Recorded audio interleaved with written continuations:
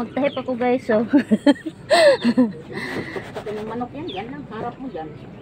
Tikman mo muna, tikman mo. Tikman mo yung alat. Okay na? Nakakatuwa, oh. Nakakamiss din. Tagal-tagal na rin, ha.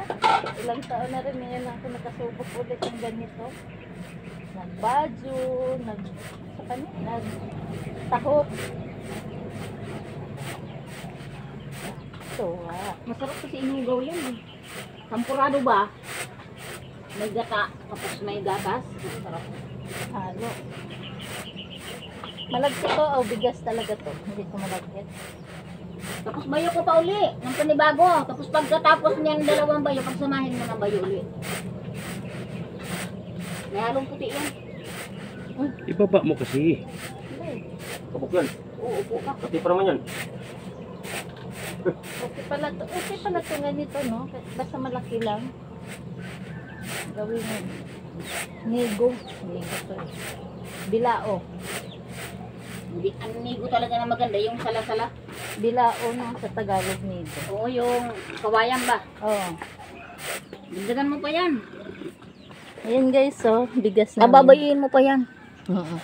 Bayo ka pa uli ng Pangalawa. isa. Ayan na, oh, yehey! Meron na kaming bigas. Charot. Pero kinakagat talaga ako ng langgam. Okay naman muna, ubos mo na. Hindi ko alam. Hindi ako gumamit kagabi. Then, nahihilo-hilo pa. Diba? Ang galing ko. Diba pa, isa pang ganyan. Tapos pag samahin mo. Ang galing ko, magsisig pa tayo.